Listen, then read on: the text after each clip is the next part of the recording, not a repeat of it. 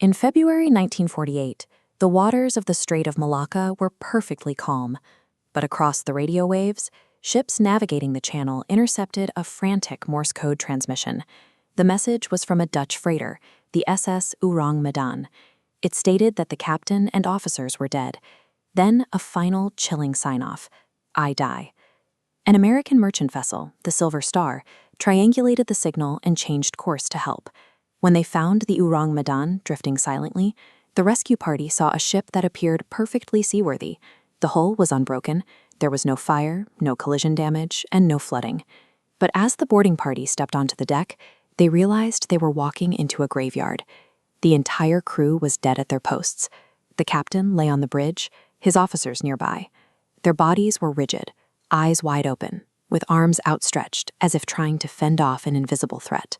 None of the men had a single drop of blood on them or any visible injuries. The boarding party also noticed a bizarre drop in temperature, a biting cold right in the middle of the humid tropics.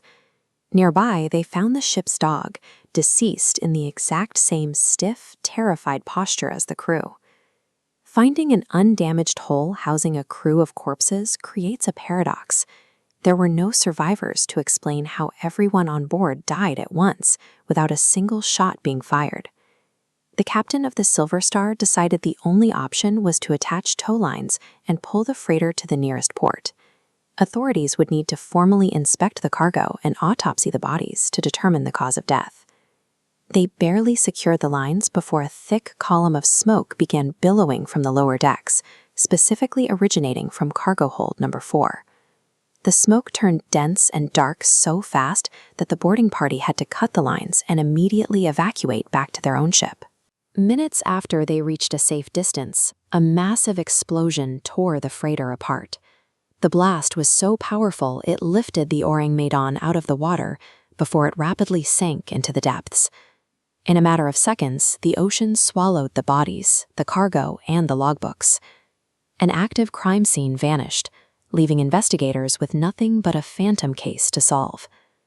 When maritime authorities tried to trace the origins of the doomed ship, they hit a wall. The SS Ourang Medan did not appear in Lloyd's Register of Shipping or any official global database. This lack of documentation reflects the reality of post-war maritime trade. In the late 1940s, the oceans were a network of unregulated supply lines. It was common for ships to operate under false names to quietly move leftover military ordnance and hazardous chemicals out of sight. If we look at the state of the ship before it sank, we can eliminate the usual suspects. The total absence of physical trauma, struggle, and stolen cargo rules out human violence, like a mutiny or a pirate attack. The reported drop in temperature, the death of the ship's dog, and the fire in Hold 4 are not indicators of a haunting. These events strictly follow the laws of chemistry and physics. The missing paperwork suggests a deliberate effort to keep the ship off the books. In the post-war black market, the only reason to operate a ghost vessel was to transport materials too dangerous for a public manifest. Based on maritime reports and military intelligence from the era, researchers suggest the ship was running a clandestine payload of unstable compounds, specifically potassium cyanide and raw nitroglycerin. This diagram shows what happens during a chemical leak in a confined hull. If ocean moisture reached poorly stored cyanide, it would generate a highly lethal, invisible gas. The fumes would rise from the cargo hold, asphyxiating the crew. Animals with higher respiratory sensitivity succumb first. This explains the strange chill.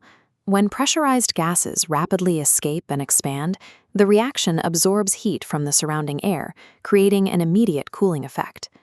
As the ship drifted dead in the water, the second half of its illicit cargo became the primary threat. Nitroglycerin is wildly unstable. The moment it was exposed to fluctuating temperatures or seeping ocean water in Hold 4, it ignited. While we will never have physical samples to test, the sequence of events, the sudden asphyxiation, a rapid drop in cabin temperature, and a massive, delayed explosion, is a forensic match for a ruptured chemical payload. Global intelligence networks certainly treated the incident as a serious matter. A declassified 1958 CIA document shows that agents were actively discussing the fate of the Ourang Medan a full decade after it sank. The intelligence community suspected that uncovering the chemical smuggling route of this specific ship could provide answers for several other ship and aircraft disappearances occurring in the region during that time. The Ourang Medan was a symptom of a dangerous, unregulated era, where governments and shadow corporations quietly moved lethal materials across the globe in the wake of a world war. Today, the Strait of Malacca is one of the most heavily monitored waterways on Earth. Every cargo ship is tracked by GPS, radar grids, and continuous satellite surveillance. Even with global positioning, the depths remain largely inaccessible.